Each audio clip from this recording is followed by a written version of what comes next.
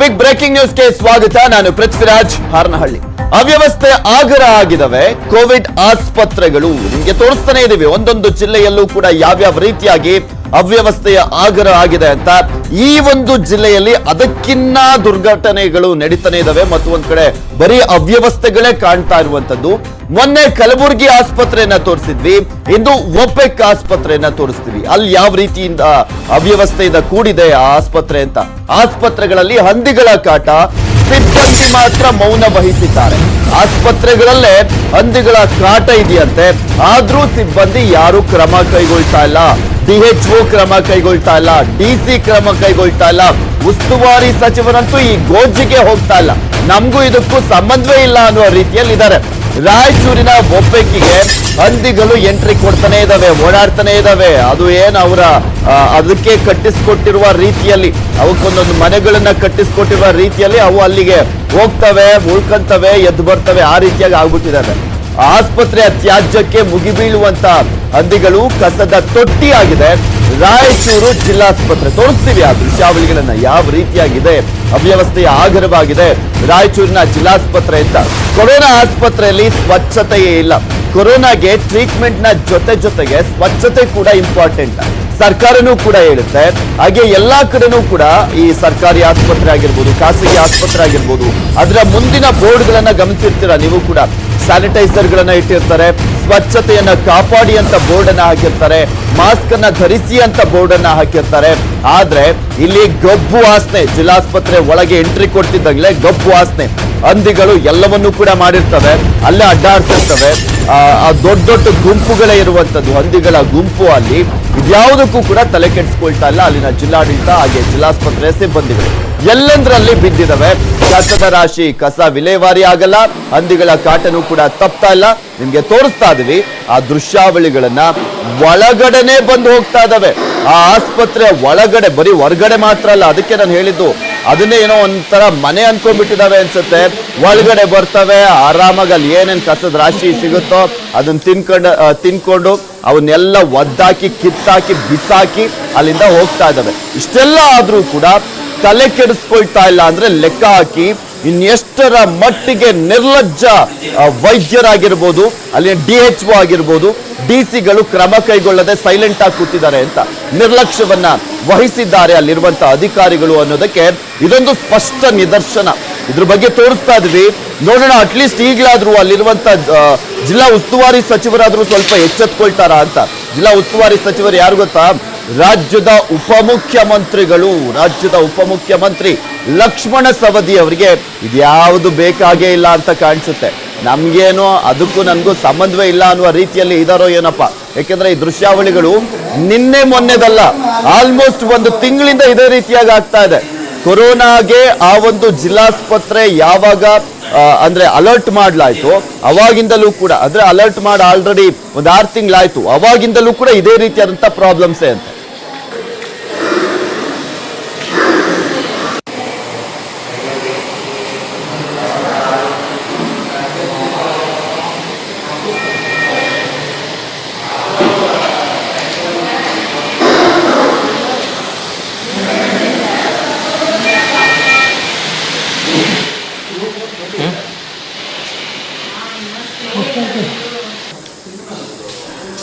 ಈ ಕುರಿತಂತೆ ಹೆಚ್ಚಿನ ಡೀಟೇಲ್ಸ್ ಅನ್ನ ನೀಡ್ತಾರೆ ನಮ್ಮ ಪ್ರತಿನಿಧಿ ಶರಣಪ್ಪ ಬಾಚಲಾಪುರ ದೂರವಾಣಿ ಸಂಪರ್ಕದಲ್ಲಿದ್ದಾರೆ. ಶರಣಪ್ಪ, ಅವ್ಯವಸ್ಥೆಯ ಆಗರವಾಗಿದೆ ರಾಯಚೂರಿನ ಜಿಲ್ಲಾಸ್ಪತ್ರೆ. ಯಾಕೆ ಇಷ್ಟೊಂದು ನಿರ್ಲಕ್ಷ್ಯವನ್ನ ತೋರಿಸ್ತಾ ಇದ್ದಾರೆ? ಯಾಕೆ ತಲೆನೇ ಕೆಡಿಸ್ಕೊಳ್ತಾ ಇಲ್ಲ? ಖಂಡಿತವಾಗಿ ಪೃಥ್ವಿ, ಇದೇನಂತೆ ರಾಯಚೂರಿನ ಏನು ಒಪೆಕ್ ಆಸ್ಪತ್ರೆ ಇದೆ, ಇಲ್ಲಿ ಒಂದು ಸೂಪರ್ ಸ್ಪೆಷಾಲಿಟಿ ಆಸ್ಪತ್ರೆಯಲ್ಲಿ ಒಂದು ವಾರ್ಡ್ ಅನ್ನು ಮಾಡಿದ್ದಾರೆ. ಸುಮಾರು 250 ಬೆಡ್ಗಳಿರುವಂತ ಒಂದು ಕೋವಿಡ್ ಆಸ್ಪತ್ರೆ. ಈ ಆಸ್ಪತ್ರೆಯಲ್ಲಿ ಬಹುತೇಕ ಅವ್ಯವಸ್ಥೆ ಇದೆ. ಸುಮಾರು ಈಗಾಗಲೇ ಏನು ಪೇಷಂಟ್ಗಳು ಪೇಷಂಟ್ ಆರಂಭಗಳಿಂದಲೂ ಮೇಲಿಂದ ಮೇಲೆ ಈ ರೀತಿ ಅವ್ಯವಸ್ಥೆಯ ಬಗ್ಗೆ ವರದಿ ಆಗ್ತಾ ಇದ್ರು ಸಹ ಅದಕ್ಕೆ ಹೆಚ್ಚು ಲಕ್ಷಣ ಕೊಟ್ಟೇ ಇಲ್ಲ.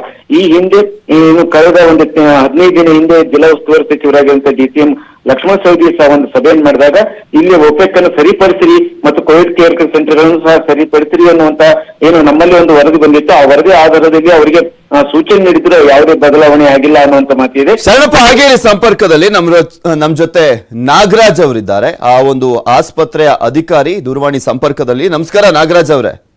ನಮಸ್ಕಾರ ಏನ್ ಸರ್ ಇಷ್ಟೊಂದು ಅವ್ಯವಸ್ಥೆಯಿಂದ ಕೂಡಿದೆ ಆಸ್ಪತ್ರೆ ಒಪ್ಪೆಕ್ಕು? ಸರ್ ಅದು ನಾನ್ ಕೋವಿಡ್ ಇದು ಕೋವಿಡ್ ಆಸ್ಪತ್ರೆ ರಿಮ್ಸ್ ಅಡಿಯಲ್ಲಿ ಬರ್ತದೆ, ಹ್ಯಾಂಡ್ ಓವರ್ ಮಾಡಿದೀನಿ ಸರ್ ಅದು. ಯಾರಿಗೆ ಹ್ಯಾಂಡ್ ಓವರ್ ಮಾಡಿದಿರಾ? ಅದು ರಿಮ್ಸ್ ಅಡಿಯಲ್ಲಿ ಇದೆ. ಅಲ್ಲ ಯಾರಿಗಾದ್ರೂ ಅಂದ್ರೆ ಈಗ ನಿಮಗ್ ಸಂಬಂಧ ಪಡಲ್ವಾ ಇದು? ರಿಮ್ಸ್ ಅಧಿಕಾರಿಗಳು ಅವ್ರು ನೋಡ್ತಾ ಇದ್ದಾರೆ. ರಿಮ್ಸ್ ಅಧಿಕಾರಿಗಳು ಅಂದ್ರೆ DHO ಅವ್ರ ಅಂಡರ್ ಅಲ್ಲೆಲ್ಲ ಬರ್ತಾ ಇದೆ. ನಾನು ರಿಮ್ಸ್ ಮೆಡಿಕಲ್ ಕಾಲೇಜ್. ಸೊ ನಿಮ್ಗೂ ಇದಕ್ಕೂ ಸಂಬಂಧ ಇಲ್ಲ? ನಮ್ದು ನಾನ್ ಕೋವಿಡ್ ಬರ್ತಾ ಇದೆ. ಯಾರ ಹೆಸರು ಹೇಳಿ ಸರ್? ಅವ್ರದ್ದು ಹೆಸರು ಯಾರು ಹೇಳಿ ಸರ್? DHO ಬರುತ್ತಲ್ವಾ? ರಿಮ್ಸ್ ಡೈರೆಕ್ಟರ್ ಅಲ್ಲ DHO ಬರುತ್ತಲ್ವಾ ಇದು? ಅಲ್ಲ RIMS director RIMS hospital medical college. ಆ ಜಿಲ್ಲಾಸ್ಪತ್ರೆ ಅಧೀಕ್ಷಕರಿಗೆ ಬರುತ್ತಾ? ಅಧೀಕ್ಷಕರು ಆಮೇಲೆ DC ಅವ್ರು ನೋಡ್ಕೊಬೇಕಲ್ವಾ? ಅವ್ರ ಕೆಳಗೂ ಬರುತ್ತಲ್ವಾ ಇದೆಲ್ಲವೂ ಕೂಡ? ಡೈರೆಕ್ಟರ್ ಪ್ಲಸ್ ಅಧೀಕ್ಷಕರು. ಅಲ್ಲ ಯಾರೇ ಆಗ್ಲಿ ಈ ಕೋವಿಡ್ ಆಸ್ಪತ್ರೆ ಅಂದ್ರೆ ಕಂಪ್ಲೀಟ್ಲಿ ಆ ಜಿಲ್ಲಾಡಳಿತದ ಕೆಳಗಡೆ ಬರುತ್ತೆ. ಮತ್ತೊಂದ್ ಕಡೆ DHO ಕೂಡ ನೋಡ್ಕೊಬೇಕು. ಈಗ ಕೋವಿಡ್ ಆಸ್ಪತ್ರೆಗಳು ಅವರ ಅಂಡರಲ್ಲೂ ಕೂಡ ಎಲ್ಲವೂ ಕೂಡ ಬರ್ತವೆ. ಏನೇನ್ ಆಗ್ತಾ ಇದೆ, ಏನು ಎತ್ತ ಯಾವ ರೀತಿಯಾಗಿ ಟ್ರೀಟ್ಮೆಂಟ್ ನೀಡಲಾಗ್ತಾ ಇದೆ ಅನ್ನೋದ್ರ ಬಗ್ಗೆ ಅವರು ಕೂಡ ಮಾಹಿತಿಯನ್ನ ಕಲೆ ಹಾಕಬೇಕು. ಎಷ್ಟು ದಿನಗಳಿಂದ ಇದೇ ರೀತಿಯಾಗಿದೆ ಅಲ್ಲಿ? ನಿಮಗೆ ಗೊತ್ತಿದೆ ಅಲ್ವಾ ಸರ್ ಇಲ್ಲಿ ಏನಾಗ್ತಾ ಇದೆ ಅಂತ? ಅಲ್ಲ ಸರ್ ಅಲ್ಲ ನಾಗರಾಜ್ ಅವ್ರೆ, ನಿಮಗೆ ಗೊತ್ತಿದೆ ಅಲ್ವಾ ಏನಾಗ್ತಾ ಇದೆ ಅಂತ? ಸರ್ ಅದು ರಿಮ್ಸ್ ಆಸ್ಪತ್ರೆ ಅಡಿಯಲ್ಲಿ ವ್ಯಾಪ್ತಿಯಲ್ಲಿ ಬರ್ತಾ ಇದೆ. ಅಲ್ಲ ಗೊತ್ತಾಯ್ತು ಸರ್, ನಿಮಗೆ ಗೊತ್ತಿದೆ ಅಲ್ವಾ ಸರ್ ಈ ರೀತಿಯಾಗಿ ಆಗ್ತಿರೋದು? ನಿಮಗೆ ಗೊತ್ತಿದೆ ಅಲ್ವಾ? ಹಲೋ ಸರ್ ನಿಮಗೆ ಗೊತ್ತಿದೆ ಅಲ್ವಾ ಏನಾಗ್ತಾ ಇದೆ ಅಂತ ಅಲ್ಲಿ? ಹಲೋ ನಾಗರಾಜ್ ಅವ್ರೆ, ನನ್ನ ಧ್ವನಿ ಕೇಳಿಸ್ತಾ ಇಲ್ವಾ ನಿಮ್ಗೆ? ಹಲೋ ಗೊತ್ತಾಯ್ತು ಬಿಡಿ, ನಿಮ್ಗೆ ಆನ್ಸರ್ ಮಾಡ್ಲಿಕ್ಕೆ ಆಗ್ತಾ ಇಲ್ಲ. ಹಲೋ ಹಲೋ ಹಲೋ ಅಂತಾನೆ ಹೇಳ್ತೀರಾ, ಯಾಕಂದ್ರೆ ಆನ್ಸರ್ ಮಾಡ್ಲಿಕ್ಕೆ ಆಗೋದಿಲ್ಲ ಇಂತಹ ಪ್ರಕರಣಗಳಲ್ಲಿ. ಗೊತ್ತಿದ್ದು ಕೂಡ ಸುಮ್ನಿದ್ದೀರಾ, ಕಣ್ ಮುಚ್ಕೊಂಡ್ ಕೂತಿದ್ದೀರಾ. ಒಪೆಕ್ ಆಸ್ಪತ್ರೆ ಅಧಿಕಾರಿ ಆಗಿದ್ಕೊಂಡು ರಿಮ್ಸ್ ಕೆಳಗಡೆ ಬರುತ್ತೆ, ಅವ್ರ ಕೆಳಗಡೆ ಬರುತ್ತೆ ಅಂತ ಹೇಳ್ತಾ ಇದ್ದೀರಾ. ನಿಮ್ಮ ಅಂಡರಲ್ಲೇ ಫಸ್ಟ್ ಇತ್ತು, ಈ ರೀತಿಯಾಗಿ ಅವ್ಯವಸ್ಥೆಯಿಂದ ಕೂಡಿದೆ. ಅಟ್ಲೀಸ್ಟ್ ಅಲ್ಲಿರುವಂತ DHOಗೋ DC ಗೋ ಯಾರಿಗಾದ್ರೂ ಹೇಳ್ಬೋದಿತ್ತು. ಅವ್ರು ಕಣ್ಣಿದ್ದು ಕಾಣಿಸ್ತಂತೆ ಕೂತಿದ್ದಾರೆ ಅಂತ ಕಾಣಿಸುತ್ತೆ. ಇಷ್ಟೆಲ್ಲ ಆದ್ರೂ ಕೂಡ ಅದು ಸ್ಪೆಷಲಿ ಈ ಒಂದು ಕೋವಿಡ್ ಆಸ್ಪತ್ರೆಯಲ್ಲಿ ಆಗ್ತಾ ಇರುವಂತ ಒಂದು ಸಂದರ್ಭ ಇದು. ಅಲ್ಲಿ ಆಗ್ತಾ ಇರುವಂತ ಅವ್ಯವಸ್ಥೆ, ಅಲ್ಲಿ ಓಡಾಡ್ತಾ ಇರುವಂತದ್ದು ಈ ಹಂದಿಗಳು, ಒಂದು ದೊಡ್ಡ ದಂಡೆ ಇದೆ. ಇಷ್ಟಾದ್ರೂ ಕೂಡ ತಲೆ ಕೆಡ್ಸ್ಕೊಳ್ತಾ ಇಲ್ಲ ಅಲ್ಲಿರುವಂತ DC ಆಗಿರ್ಬೋದು, DHO ಆಗಿರ್ಬೋದು. ಇಲ್ಲಿ ಲಕ್ಷ್ಮಣ್ ಸವದಿಯವರು ಒಂದು ಸಭೆಯನ್ನ ಕೂಡ ಕರೆದಿದ್ರಂತೆ. ಈ ಒಪೆಕ್ ಆಸ್ಪತ್ರೆಯಲ್ಲಿ ಆಗ್ತಾ ಇದ್ದಂತ ಅವ್ಯವಸ್ಥೆಗಳ ಬಗ್ಗೆ ಗಮನ ಕೊಡಿ ಅಂತ ಅವ್ರು ಹೇಳಿದ ಮೇಲೂ ಕೂಡ, ಇದಕ್ಕೆ ಅಂತ ಸಪರೇಟ್ ಒಂದು ಸಭೆಯನ್ನ ಮಾಡಿದ ಮೇಲೂ ಕೂಡ ಯಾರು ತಲೆ ಕೆಡ್ಸ್ಕೊಳ್ತಾ ಇಲ್ಲ. ನಾಗರಾಜ್ ಅವರೇ, ನನ್ನ ಧ್ವನಿ ಕೇಳಿಸ್ತಾ ಇದೆಯಾ? ಕೇಳಿಸ್ತಾ ಇದೆ ಸರ್. ಇದಕ್ಕೂ ಮುಂಚೆ ನೀವು ಅದನ್ನ ನೋಡ್ಕೊಳ್ತಾ ಇದ್ರಿ ಅಲ್ವಾ ಒಪೆಕ್? ಇಲ್ಲ ಇಲ್ಲ, ಅದು ಆಕ್ಚುಲಿ ನಾವು ರಿಮ್ಸ್ ಗೆ ಹಸ್ತಾಂತರ ಮಾಡಿ ಆಯ್ತು. ಹೇಳಿ. ರಿಮ್ಸ್ ಆಸ್ಪತ್ರೆಗೆ ಹಸ್ತಾಂತರ ಮಾಡಿ ಆಗಿದೆ. ಅಲ್ಲ ಇಲ್ಲಿ ಇರುವಂತ ಸ್ಥಿತಿ ನಿಮ್ಗೆ ಗೊತ್ತಲ್ವಾ ಸರ್? ಹಂದಿಗಳು ಸಪರೇಟ್ ನೋಡಲ್ ಆಫೀಸರ್ ಇದ್ದಾರೆ, ನೋಡಲ್ ಅಧಿಕಾರಿಗಳು. ಯಾರು ಸರ್ ನೋಡಲ್ ಆಫೀಸರ್? ಅಲ್ಲಿ ಅಧೀಕ್ಷಕರು, ಅವರು ವೈದ್ಯಕ ಅಧೀಕ್ಷಕರು, ನಿರ್ದೇಶಕರು ಅವರಿಗೆ ವ್ಯಾಪ್ತಿಯಲ್ಲಿ ಬರ್ತಾ ಇದೆ. ಗೊತ್ತಾಯ್ತು, ಹೇಳಿ ಸರ್ ಯಾರು ಸರ್ ಅವರು? ನಿಮಗೆ ಗೊತ್ತಿಲ್ವಾ ಸರ್? ಅವ್ರ ಹೆಸರು ಗೊತ್ತಿಲ್ವಾ ಸರ್? ಅದೇ ಅಧೀಕ್ಷಕರು, ವೈದ್ಯಕೀಯ ಅಧೀಕ್ಷಕರು ಮತ್ತೆ ನಿರ್ದೇಶಕರು ಅವರಿಗೆ ಅಡಿಯಲ್ಲಿ ವ್ಯಾಪ್ತಿಯಲ್ಲಿ ಬರ್ತಾ ಇದೆ. ಗೊತ್ತಾಯ್ತು ಸರ್, ಅವ್ರ ಹೆಸರು ಯಾವುದು ಅಂತ ಕೇಳ್ದೆ. ವೈದ್ಯಕೀಯ ಅಧೀಕ್ಷಕರು ನಮ್ಮ ಇದು ಭಾಸ್ಕರ್ ಅಂತಿದ್ದಾರೆ, ಇದು ನಿರ್ದೇಶಕರು ಡಾಕ್ಟರ್ ಬಸವರಾಜ್ ಅವರು ಅಂತಿದ್ದಾರೆ. ಸೊ ಅವ್ರು ಇದುವರೆಗೂ ಇದ್ರ ಬಗ್ಗೆ ತಲೆನೇ ಕೆಡ್ಸ್ಕೊಂಡಿಲ್ಲ. ಓಕೆ, ಥ್ಯಾಂಕ್ ಯು ನಾಗರಾಜ್ ಅವರೇ, ನ್ಯೂಸ್ 18 ಜೊತೆ ಮಾತನಾಡಿದ್ದಕ್ಕೆ. ಇದಕ್ಕೆ ಅಂತಾನೆ ಸಪರೇಟ್ ಒಬ್ರು ನೋಡಲ್ ಆಫೀಸರ್ ಅನ್ನ ಕೂಡ ನೇಮಕ ಮಾಡಿದೆ ಸರ್ಕಾರ. ನೋಡಲ್ ಆಫೀಸರ್ ಇದ್ರೂ ಕೂಡ ತಲೆ ಕೆಡ್ಸ್ಕೊಳ್ತಾ ಇಲ್ವಂತೆ. ಇದಕ್ಕೆ ಅಂತ ಸಪರೇಟ್ ಇದ್ರೂ ಕೂಡ ತಲೆ ಕೆಡ್ಸ್ಕೊಳ್ತಾ ಇಲ್ಲ ಅಂದ್ರೆ ಏನ್ ನಿದ್ದೆ ಮಾಡ್ತಾ ಇದಾರ? ಕತ್ತೆ ಕಾಯಕ ಅವ್ರನ್ನೆಲ್ಲರನ್ನೂ ಕೂಡ ಇಲ್ಲಿ ನೇಮಕ ಮಾಡಿರೋದು ಅನ್ನೋದು ಅಲ್ಲಿ ಬರ್ತಾ ಇರುವಂತ ಸಾರ್ವಜನಿಕರು ಕೇಳ್ತಾ ಇರುವಂತ ಪ್ರಶ್ನೆ.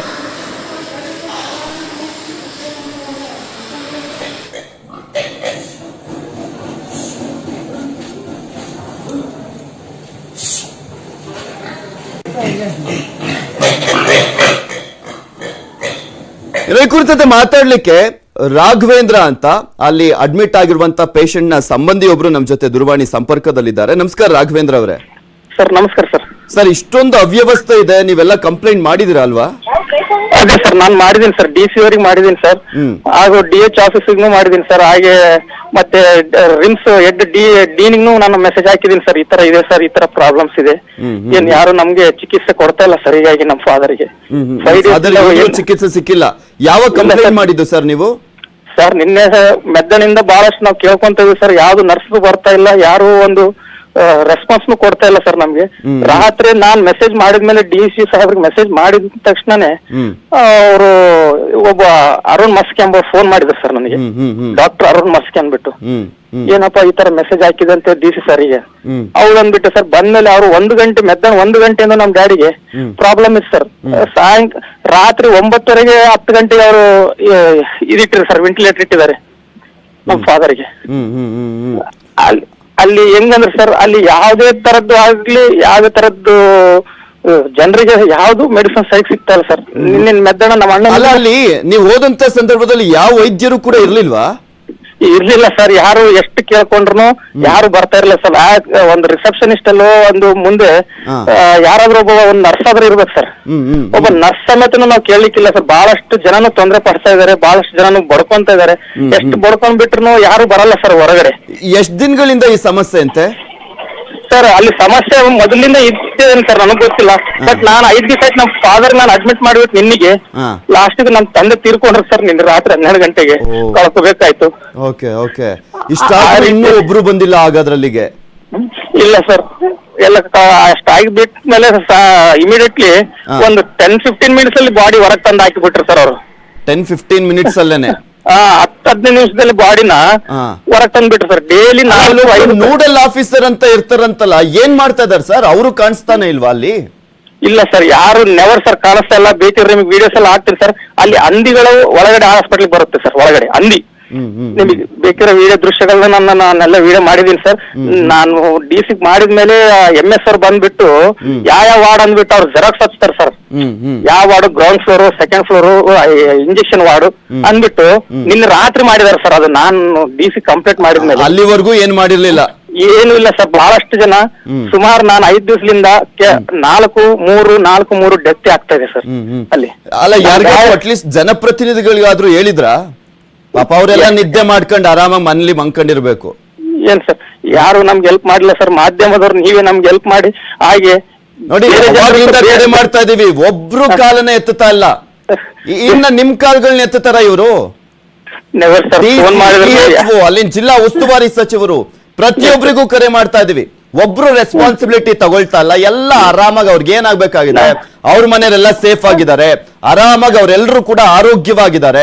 ಮನೆಯಲ್ಲಿ ಏನಾದ್ರೂ ಕೋವಿಡ್ ಬಂದ್ರು ಕೂಡ ಟ್ರೀಟ್ಮೆಂಟ್ ತಗೊಳ್ಳುವಂತ ಶಕ್ತಿ ಇರುವಂತವ್ರು. ಸೊ ಸೈಲೆಂಟ್ ಆಗ್ಬಿಟ್ಟಿದ್ದಾರೆ. ಯಾರು ಏನಾದ್ರೂ ಮಾಡ್ಕೊಳ್ಳಿ, ಜನರು ಏನಾದ್ರೂ ಮಾಡ್ಕೊಂಡು ಸಾಯ್ಲಿ ಅನ್ನೋ ರೀತಿಯಲ್ಲಿ. ಅದೇ ತರ ಸರ್ ಅಲ್ಲಿ ಹೆಂಗಂದ್ರೆ ಸರ್, ದಾರಿ ದೀಪ ಪ್ರತಿಯೊಂದೊಂದು ಲೈಟ್ಸ್ ಸಮೇತ ಇಲ್ಲ ಸರ್. ದಾರಿ ದೀಪಗಳ ಸಮೇತ ಇಲ್ಲ. ನಿನ್ನೆ ರಾತ್ರಿ ನಮ್ ತಂದೆ ಬಾಡಿ ಹೊರಗೆ ಬಂದ್ಮೇಲೆ ಒಂದ್ ದೊಡ್ಡದಾಗಿ ಆವು ಸರ್. ನಮ್ಮ ಅಣ್ಣನ ಬಗಲಾಗಿ ಕಾಲ್ ಬಗಲಾಗಿ ಹೋಯ್ತು ದೊಡ್ಡದಾಗ. ಏನ್ ಸರ್, ಬೇಕಿದ್ರೆ ನಿಮ್ ದೃಶ್ಯಗಳ ಪ್ರತಿಯೊಂದು ದೃಶ್ಯಗಳ ಲೈಟ್ ಕಳಿಸ್ತೀನಿ ಸರ್ ನಿಮ್ಗೆ. ಏನ್ ಸರ್ ನೋಡಿ, ನಮ್ ತಂದೆಗೆ ಆದಂತ ಕಷ್ಟ ನೋವುಗಳನ್ನ ಇನ್ನೊಬ್ರು ಪಡ್ಕೋಬಾರ ಸರ್. ಗೊತ್ತಾಗ್ತಿದೆ ಸರ್ ನಿಮ್ ನೋವು, ನಿಮ್ ಮಾತಲ್ಲೇ ಗೊತ್ತಾಗ್ತಾ ಇದೆ. ಯಾಕಂದ್ರೆ ಸರ್ ನಮ್ ಫಾದರ್ ಎಷ್ಟು ಕಷ್ಟ ಅನ್ಭವಿಸಿದ್ರೆ ನಮಗೋಸ್ಕರ ಅಷ್ಟು ಒದ್ದಾಡ್ತಾರೆ, ನರಳ್ತಿದ್ರು ಸರ್ ನಮ್ ಗಾಡಿಯಲ್ಲಿ. ಎಷ್ಟು ವರ್ಷ ವಯಸ್ಸಾಗಿತ್ತು ಸರ್? 56 ಸರ್ ಅವ್ರಿಗೆ. ಏನ್ ಕಾಯಿಲೆ ಇತ್ತು? ಅದ್ರ ಪ್ರಕಾರ ಬರೀ ನಿಮೋನಿಯಾ ಅಂತ ಹೇಳ್ತಾ ಇದ್ರು ಸರ್ ನಮ್ಗೆ. ಏನ್ ಕೋವಿಡ್ ಪಾಸಿಟಿವ್ ಬಂದಿದೆ ಗೊತ್ತಿಲ್ಲ, ನೆಗೆಟಿವ್ ಬಂದಿದೆ ಅಂತ ಗೊತ್ತಿಲ್ಲ. ಯಾವ್ದೇ ಹಾ ಸರ್, ಟೆಸ್ಟ್ ಮಾಡಿದಾರೆ ಸರ್. ರಿಪೋರ್ಟ್ಸ್ ಮಾತ್ರ ನಮ್ಗೆ ಹೊರಗಡೆ ತಂದಿಲ್ಲ. ರಿಪೋರ್ಟ್ ನಿಮ್ಗೆ ಹೇಳಿಲ್ಲ? ಹೇಳಿಲ್ಲ. ರಿಪೋರ್ಟ್ಸ್ ಮಾತ್ರ ನಮ್ಗೆ ಏನ್ ಹೇಳಿಲ್ಲ ಸರ್. ಏನ್ ಇಂಜೆಕ್ಷನ್ ಮಾತ್ರ, ಮತ್ತೆ ಆಮೇಲೆ ಮೆಡಿಸಿನ್ಸ್ ಒಂದು ಟಾನಿಕ್, ಒಂದು ಟ್ಯಾಬ್ಲೆಟ್ ಹೊರಗಡೆ ತಗೊಂಡ್ಬರ್ಬೇಕಂತ ಹೇಳ್ಬಿಟ್ಟು ನಮ್ಮ ಅಣ್ಣನ ಕೈಯಲ್ಲಿ ಬರೆದು ಕೊಟ್ರನ್ ಸರ್ ಅವರು. ನಮ್ಮ ಅಣ್ಣ ಹೊರಗಡೆ ಹೋಗ್ಬಿಟ್ಟು ತಗೊಂಡ್ ಬಂದಿದ್ದಾನೆ. ಈ ತರ ಎಲ್ಲ ಮೆಡಿಸಿನ್ಸ್ನು ಹೊರಗಡೆ ತರೋದಿತ್ತಂದ್ರೆ ನಮ್ ಬಾಜಿನ ಒಂದು ಪೇಷಂಟ್ ಸರ್, ಅವರು ಪಾಪ ಅಲ್ಲಿ ಏನೋ 40,000 ರೂಪಾಯಿ ಇಂಜೆಕ್ಷನ್ ಹಾಕ್ಸಿದ್ರಂತೆ ಮುಸ್ಲಿಂ ಕುರುಡಿಯವರು.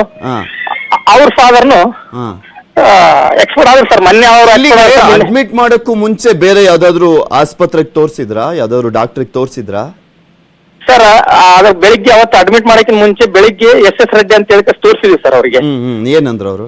ಅವ್ರು ಏನಂದ್ರು, ನಿಮೋನಿಯಾ ಅಂತ ಅದೇ, ಏನೋ ಈ ಜ್ವರಕ್ಕೆ ಕೆಲವೊಂದು ಕೋವಿಡ್ ಸಿಂಟಮ್ಸ್ ಅಟ್ಯಾಕ್ ಆಗ್ಬೋದು, ಏನು ದಯವಿಟ್ಟು ಇದ್ರನ್ನ ನೋಡ್ರಿ, ಏನ್ ಮಾಡ್ತಾರೆ ಸ್ವಲ್ಪ ಅದು ಪಲ್ಸ್ ಇದಿರುತ್ತೆ ಸರ್, ಆಕ್ಸಿಜನ್ ಮೀಟರ್, ಅದು ತಗೊಂಡ್ ಇಟ್ಕೊಳ್ಳಿ ಮನೇಲಿ ಅಂತ ಹೇಳಿದ್ರು ಸರ್. ಸಂಜೆ ನಾವು ಆ ರಿಪೋರ್ಟ್ ಬಂದ್ಮೇಲೆ ಸ್ಕ್ಯಾನಿಂಗ್ ಏನಿಂಗ್ ಮಾಡಿಸಿದ್ವಿ ಸರ್. ಟೋಟಲ್ ಒಂದು 12,500 ರೂಪಾಯಿ ಆಯ್ತು ಸರ್ ಅವತ್ತು.